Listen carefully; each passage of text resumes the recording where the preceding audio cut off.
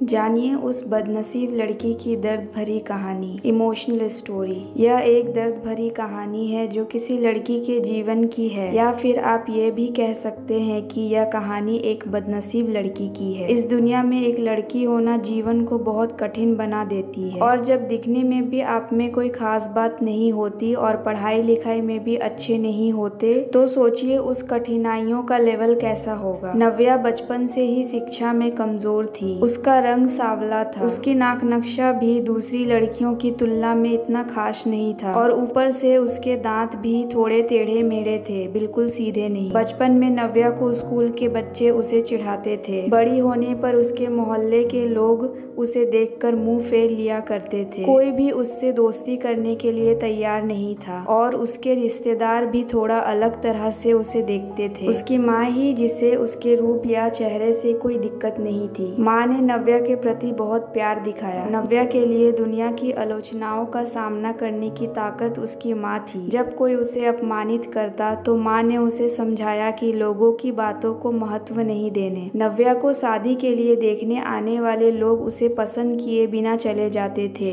लेकिन माँ ने उसे समझाया कि उनके विचार उसके लिए महत्वपूर्ण नहीं है। चाहे खुद के पापा ने उसे कुछ भी कह दिया हो, तब भी माँ हमेशा उसके साथ खड़ी रहकर उसे समझाती थी, और उसे यह बताया करती थी कि लोगों की बातों का असर तुम पर नहीं होना चाहिए, तू मेरी प्यारी बेटी है। यह कहकर माँ ने नव्या की आत्मविश्वास को बढ़ाया। यही एक माँ का प्यार और समर्थन था। भगवान के बहुत सारे अन्याय के बावजूद नव्या ने यह सीख कर दिखाया कि कैसे खुश रहना चाहिए। वह उस गिने चुने लोगों के साथ बातें करती और उन्हें अपने चुटकुलों से हंसाया करती। वह खुद भी मुस्कुराती और खुश रहती। उसकी एक और शानदार खासियत थी, खाना बनाने में उसको बेहद मजा आता था। उसने न केवल खाना बनाने में आनंद पाया, बल्कि उसकी बनाई हुई खाने की मिठास और स्वाद लोगों को खुशी और संतुष्टि देती थी। नव्या ने अपना सारा समय फालतू के बातों से हटाकर खाने की अलग अलग रेसिपी की किताबों में, रेडियो और टीवी शोज से सीखने में लगाया। नव्या की प्रशंसा तो कोई भी नहीं करता हो, लेकिन जिन्होंने उसके हाथों से बने खाने का स्वाद चखा हो,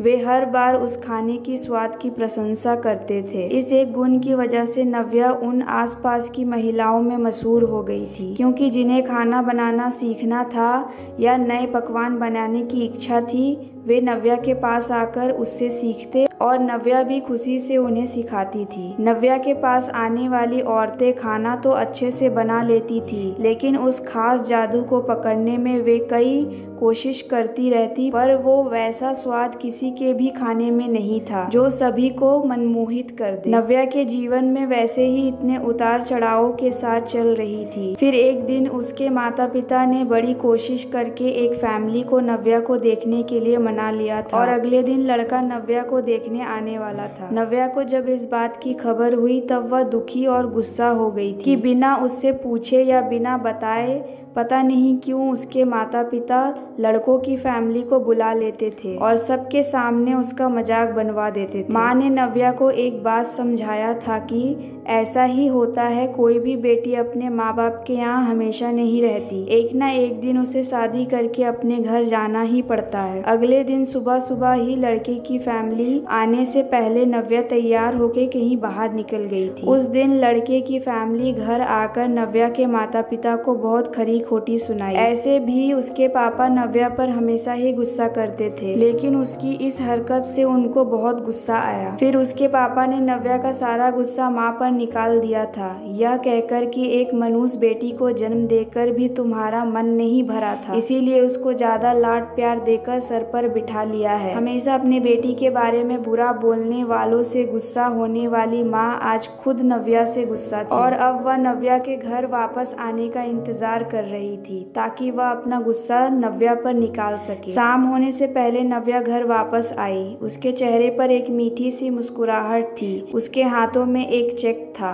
और एक सर्टिफिकेट भी था। नव्या माँ से कुछ बताने ही जा रही थी, लेकिन इससे पहले कि नव्या अपने मुंह से एक भी शब्द निकाल पाती, उसकी माँ ने उसे खरी खोटी सुनाना शुरू कर दिया। गुस्से में उसकी माँ बोलते बोलते बहुत ज़्यादा ही बोल गई, जो नव्या ने कभी सपने में भी नहीं सोचा था माँ ऐसा बोल सकती है। माँ ने कहा, बाकी सभी लोग तुम्हारे बारे में सही बोलते थे, तुम सच में मनहूस हो, तुम्हारी वजह से सभी लोग परेशान हैं। अच्छा होता जब तुम पैदा हुई थी तभी मर जाती, यह दिन तो नहीं देखना पड़ता हमें। नव्या की माँ गुस्से में सब्जियां काटते हुए बड़बड़ा रही थी। माँ ने एक बार भी नव्या की तरफ नहीं देखा था। नव्या माँ की बातें किसी पत्थर की मूरत की तरह सुन रही थी, ऐसी पत्थर की मूरत जिसके शरीर में जान भी नहीं हो, लेकिन उसके आंखों से आंसुओं की धारा बह रही थी। नव्या ने माँ से पूछा, माँ क्या तुम सच में ही यही चाहती हो कि मैं मर जाऊं? क्या मैं इतनी बुरी हूँ माँ? अभी तक गुस्से में होने के कारण माँ ने नव्या को कह दिया हाँ। अपने माँ की हाँ सुनकर नव्या एक पल भी नहीं सोची, सीधा अपने रूम में जाकर कमरा अंदर से बंद कर लिया। कुछ समय बाद माँ का गुस्सा थोड़ा शांत होने पर माँ को अपनी गलती का एहसास हुआ, तो माँ नव्या के रूम की तरफ गई। उन्होंने दरवाजा ठकठकाया। उन्हें पता चला कि नव्या ने रूम को अंदर से बंद कर लिया है। नव्या कुछ गुस्से में कर ना ले,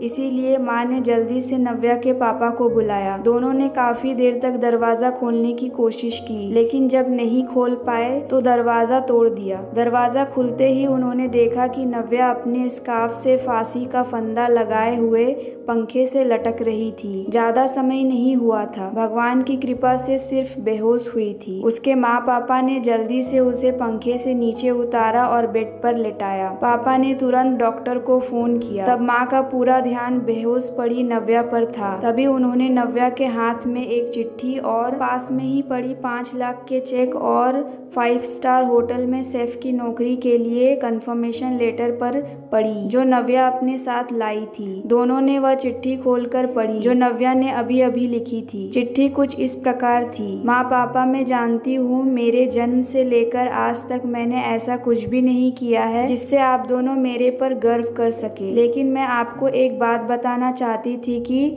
आज मैं खाना पकाने के नेशनल लेवल कंपटीशन को जीत चुकी हूँ और यह 5 लाख का चेक मुझे प्रथम स्थान आने पर मिला है। उस कंपटीशन के जजेस को मेरा खाना इतना पसंद आया कि उन्होंने मुझे एक बहुत बड़े होटल में मास्टर शेफ की नौकरी के लिए कंफर्मेशन लेटर भी दे दिया था। जब सारी दुनिया मेरे खिलाफ थी, मुझे इस बात का कभी भी दुख नहीं हुआ और ना ही पापा जी की कड़वी बातों का। उनकी बातों को कभी मैंने अपने दिल पर नहीं लिया, क्योंकि मैं जानती थी बाहर से कितना भी बुरा बर्ताव करते हैं मेरे पापा जी, लेकिन अंदर से तो मुझे बहुत प्यार करते थे। अगर प्यार ना करते होते तो बिना मांगे मुझे कपड़े, मिठाइयाँ, पटाखे ये सब नहीं ला कर देते। माँ हमेशा वो महत्वपूर्ण व्यक्ति होती हैं जिनका प्यार शब्दों में बयान नहीं किया जा सकता। इस दुनिया में मेरी माँ मेरे लिए सब कुछ थी। जब वे मेरे साथ थी तो मैं किसी भी चीज की परवाह नहीं करती थी। मेरी माँ का मेरे साथ रहना ही मुझे सुरक्षित महसूस करवाता है, क्योंकि उन्होंने मुझे सब कुछ दिया। मेरी माँ मेरे साथ नहीं है तो मेरी दुनिया अधूरी है